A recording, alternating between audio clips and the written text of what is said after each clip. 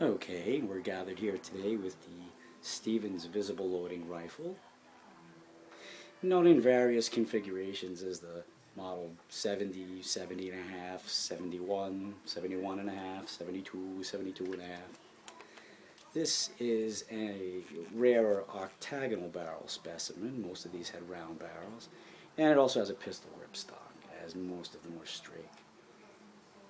This is one of firearms history's real curiosities, as when it was designed around the turn of the century, it was made to mimic the lines of Stevens' very popular crack shot and favorite series of single shot rifles.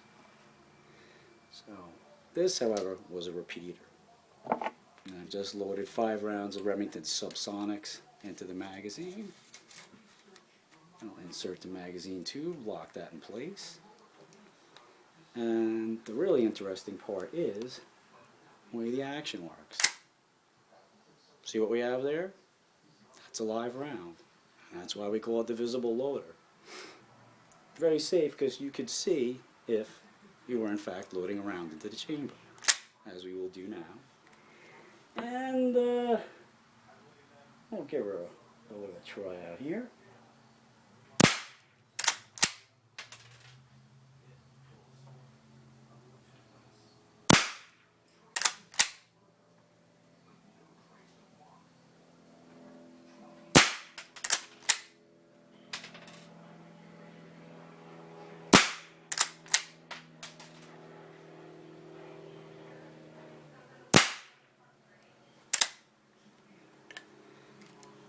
The spent round is ejected by the next live round loading, so when you have finished and exhausted the magazine, there's a cartridge case left, which you remove by hand.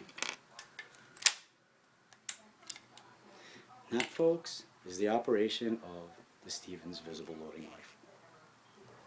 Thanks for watching.